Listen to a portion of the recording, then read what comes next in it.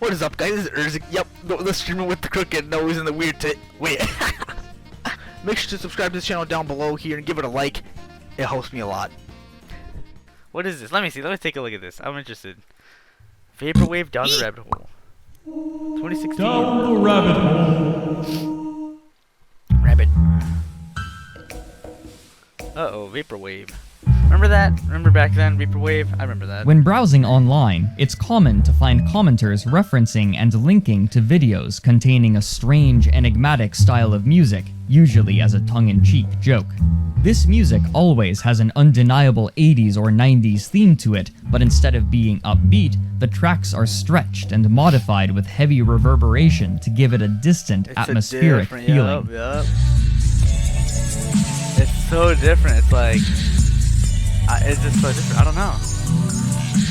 The music is often paired with imagery depicting retro-style 3D computer graphics with VHS post-processing effects. New listeners will often note how pleasant yet eerie it is, and frequently solicit more.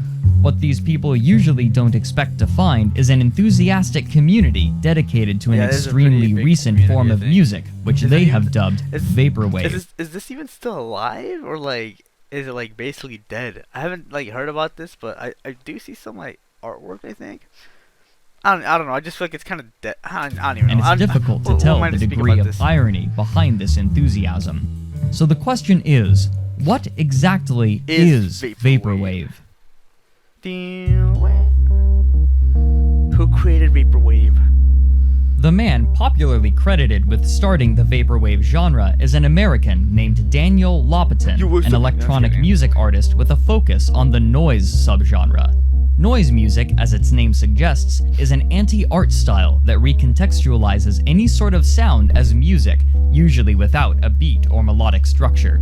Lopatin spent the early 2000s creating noise music that was much more pleasant to listen to compared to his contemporaries' creations. The Village Voice described his music as, quote, serenity tinged with desolation. That's crazy. That's crazy. That's so relaxing. However, after facing little success in the scene, Lopatin decided to use his audio production abilities towards a different end. On July 19th, 2009, he uploaded 3 videos onto his YouTube channel under the name Sunset Corp. One of these videos, called Nobody Here in all undercase letters, managed to find minor success. In this video, he combined a heavily modified version of the song Lady in Red by Chris de Burgh with an old, cheap computer-generated animation. Is this DMCA or not? I don't care. I don't even get paid for this. I don't get paid for this. It's all good. The other 2 videos were very similar, with old, low-fidelity video on top of remixed old songs. Most who found these videos reacted positively, citing how relaxing yet unsettling it felt. The next year, Lopatin released an album under the pseudonym Chuck Person entitled Chuck Person's Echo Jams Volume 1. The 3 songs that had appeared on his Sunset Corp YouTube channel were included, along with 12 other tracks sampling a wide variety of popular 80s and 90s artists, including Phil Collins, Janet and Michael Jackson, Toto, and Fleetwood Mac. The album, curiously, was only released on cassette tapes, but this didn't stop people from ripping the cassettes onto the internet. Lopatin's fascination with commercial media was obvious to the listeners. The album's name, Echo Jams, is spelled with 2 C's as a reference to the old Sega Mega Drive game Echo the Dolphin, and the album artwork is a collage of the game's cover art, including some of the typeface from the title. Lopatin's music relied heavily on genre awareness, drawing attention to itself by altering the audio to give it a retro quality, as well as making it skip, as though there was some error in playback. Sick. It's so fire, dude. It's so sick. Though it's difficult to garner any meaningful statistics about people's opinions, many listeners interpreted the sedating yet unnerving sound of the remixed pop songs to reflect the sedating and unnerving effects of popular media, as well as citing the innocent excitement for the future in a new digital age.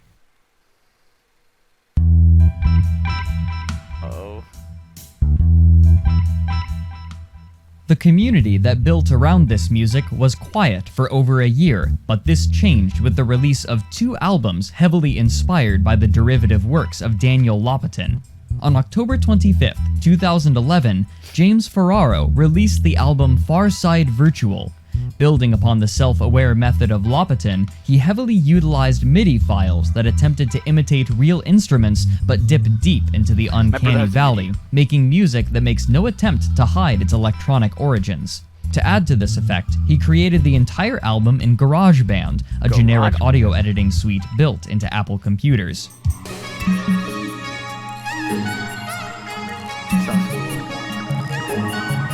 That's kind of fire. Okay. Andy Battaglia of the National Online Magazine gave his feedback. Quote, "The concept for the album, inasmuch as a concept seems to exist, stems from Second Life and SimCity, virtual online worlds that play like fantasy video games while focusing on such mundane matters as the accumulation of status and goods." Ferraro intended the album to act as a reflection of the modern life. He said that, quote, "If you really want to understand Far Side, first off, listen to Debussy, and secondly, go into a frozen yogurt shop. Afterwards, go into an Apple store and just fool around, hang out in there. The vibe, Afterwards, go to Starbucks and get a gift card. They have a book there on the history of Starbucks. Buy this book and go home. If you do all these things, you'll understand what Far Side Virtual is, because people kind of live in it already." What is this? What is like a 2000s video game Easter egg? Like, I remember people were saying like, oh yeah, if you do this, if you battle, if you go into the what's it called? What in Melee where it's like the what's it called? The wireframes. If you beat 20 wireframes in super hard mode using using Bowser and without getting hit, you'll unlock Sonic and Tails, things like that. It sounds like that. It literally sounds like a video game Easter egg from the 2000s. The unsettling feeling of Lopatin's work resonated through Ferraro's Far Side Virtual as well, with music critics praising it for its criticism of, and fascination with, a wantonly corporate society. While James Ferraro popularized the style to the critics, another artist gave this still unnamed genre a stronger appeal on the internet. On December 9th of 2011, just over a month after the release of Far Side Virtual, an electronic artist named Ramona Xavier released the album Floral Shop under the pseudonym Macintosh Plus. This album returned to the remixed and derivative style of Lopatin, but in a way that was more accessible to listeners untrained by noise music, and it was quickly passed around online, even though it still lacked conventional appeal.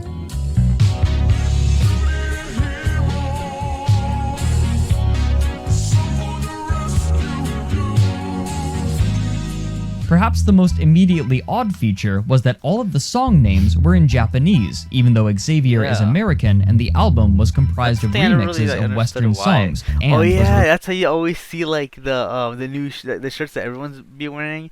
Everyone has like Japanese text on that, because I think this is what kind of sparked the whole like art styles like in the shirts and everything. I think Vaporwave is what inspired many people to start making like these type of shirts with like that Japanese text or whatever, and like that, like the artwork.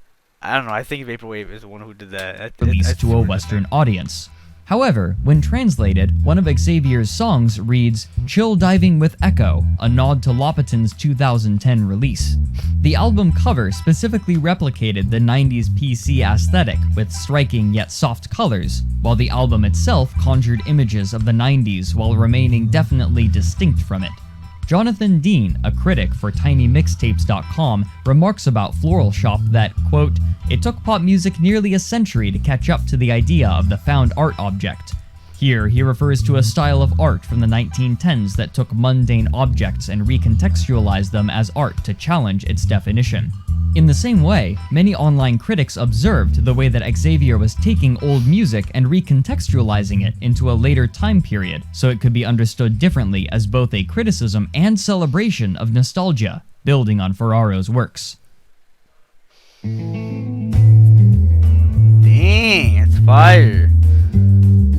That's sick artwork. I like that. Inspired by the online success of Floral Shop, amateur producers began creating their own derivative music, mimicking the style of Lobaton and Xavier by taking tracks from the 80s and 90s, slowing them down, and adding effects to create a sense of space. The barrier to entry was low, and a large rush of work was released onto the internet, chiefly on the website Bandcamp.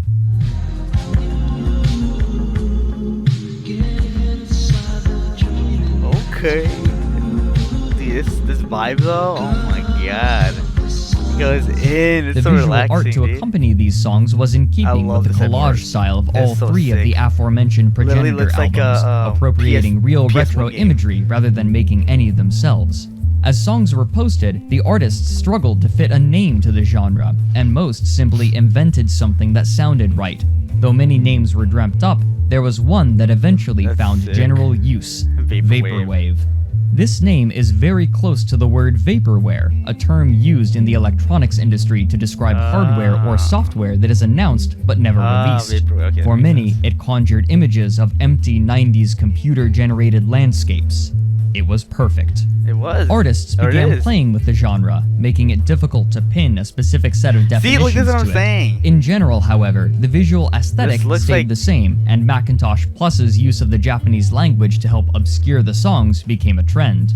These artists would mostly attempt to remain anonymous as well, perhaps in part due to fear of litigation for sampling the music. You're gonna get sued. For whatever reason, this anonymity became a central part of the theme of Vaporwave, and most artists worked under pseudonyms, which were often references to 90s computer culture. Vaporwave artist Wolfenstein OSX expressed his view and vision of Vaporwave in one of his videos, saying, quote, "It literally was a glorification of stealing other people's art and marketing it under something else with foreign languages." Another artist, under the name I don't think VHS so. Tape Rewinder, or VHS Tape Rewinder, I don't think explained so. that, quote, "Overall, I think the It's totally artists want to different. maintain a mystique and an anonymity that makes it more about the music and what you are presenting than about the person behind it." Though this counterculture ideal was certainly an element of the appeal, it also drew in some who were exhausted with the modern world and the brutal way it disseminates its media. Artist Eco Virtual is quoted as saying, "The whole appeal of Vaporwave is its use of remaining unknown, that in a world where nothing is private, it is refreshing to find something that feels like it was found in the dumpster of a thrift shop, where it does not matter where it came from or who made it, only that it takes you elsewhere, somewhere distant from reality." As more music and visuals were created, however, Vaporwave would go from a small curiosity to a wide internet phenomenon.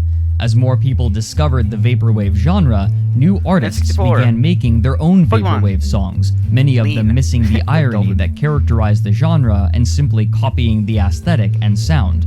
This was assisted by the rising popularity of one of the songs from Floral Shop, called Lisa Franku 420/Gendai no Konpyu, which most people shortened to Lisa Frank 420. Wow.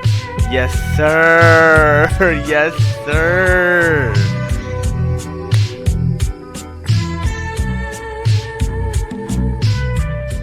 This song was mostly seen as an odd Fire. curiosity, but some people ended up enjoying the I love- that relaxing, song is droning so melody good. of this rendition of Diana Ross's music. Most, however, seemed to see it as a joke, and those who did often labeled the people with more enthusiastic interest as pretentious and snobbish. Bandcamp was flooded with songs by artists who seemed more Fiji interested water. in creating low-effort works rather than exploring the genre. Some even teased the community with songs such as Vaporwave, more like Gaperwave, a song which So overlaid dumb. Vaporwave Oh my with sounds God. from a gay pornographic film. Vaporwave became a meme, something to dumb. laugh about, It did prod, become a and meme, tease. yeah. People started That's what I'm pasting the saying. word aesthetic in monotype across aesthetic, online yep. posts and YouTube comment Aesthetic. sections in dismissal of Vaporwave as Oh, an God. obnoxious, artsy movement. People began to believe that Vaporwave was petering out, and the phrase "Vaporwave is dead" became a Is it meme unto dead itself. now? Summarily smashed, the How- attention on the genre what's- dissipated, as what- did the interest of many of its fans. Subgenres: utopian, virtual, echo jam. Despite this dismal outlook, a significant number of people had discovered a newfound interest thanks to Vaporwave's spread online.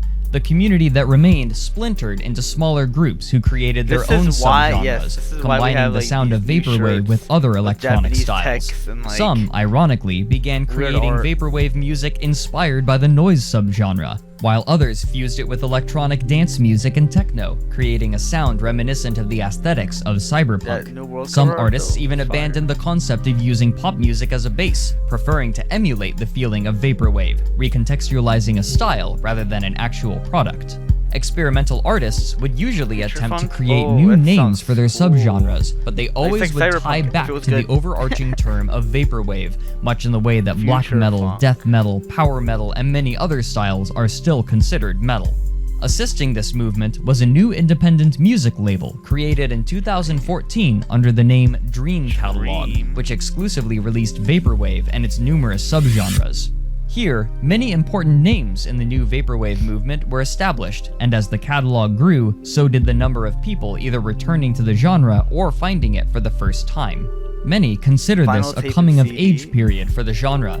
Gianluca Pezzuti, in his article Test Tube Genre, explains that, quote, "The new test, which vaporwave may be the first to pass, is surviving the big squeeze, the moment when an idea has its day in the digital sun. If an idea has the legs to stand under the weight of trending on Twitter, people will eventually grow bored and leave it alone.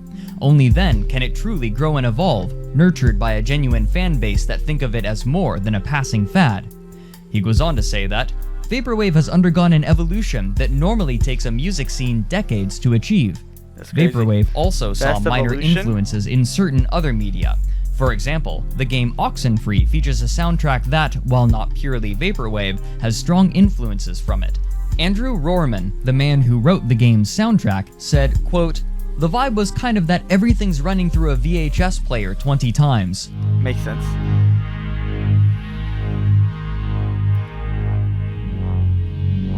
I see. It does. It reminds me of the Sony. Unseen by most of the world, vaporwave grew and evolved, but at the time Pezzuti's article was written, there was no way for him to know that a second wave of sudden popularity would threaten the genre again. Oh my god, not this. Not Homer Simpson, not The Simpsons. Vaporwave, no. Bart, I want you to promise me you'll pay attention in Sunday school. Bart? Ask Reddick. Whoever's that. Bart? Are you talking to me? What's this?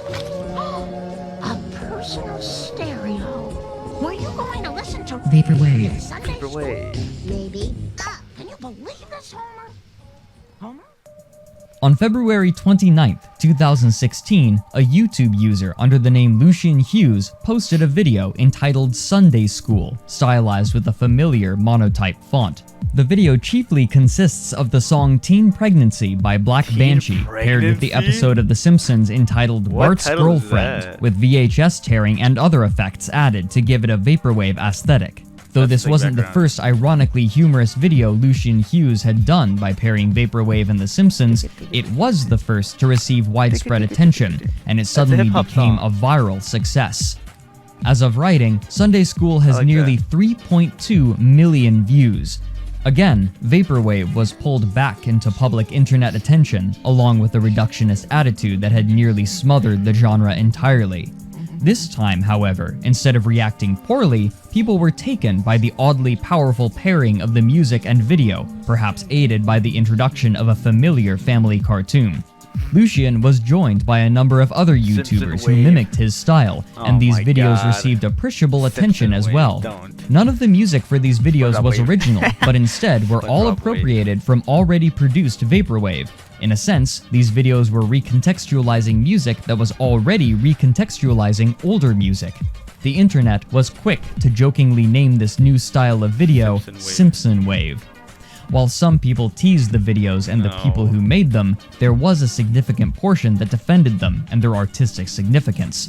The majority of viewers, however, seemed more confused than anything else. Though these Simpson Wave videos similarly brought a new audience to view vaporwave, the genre did not suffer the same sort of near-death experience as it did during its first rise to fame, and so far, it seems that this popularity hasn't affected the genre much at all so far, except that it has increased the audience. Though most internet denizens seem to see vaporwave as a joke, Some would say that it's part of the point of the genre, to be self-aware enough to recognize the ridiculousness of nostalgia and taking oneself too seriously.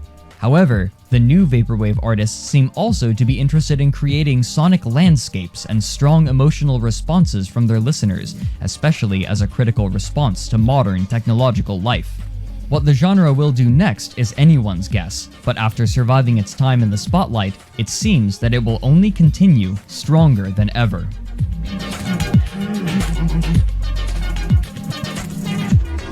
Vape? Oh my god. I think that's it, right?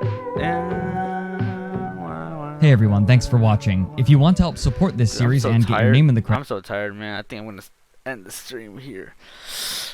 It was definitely fun. Make sure to like and subscribe.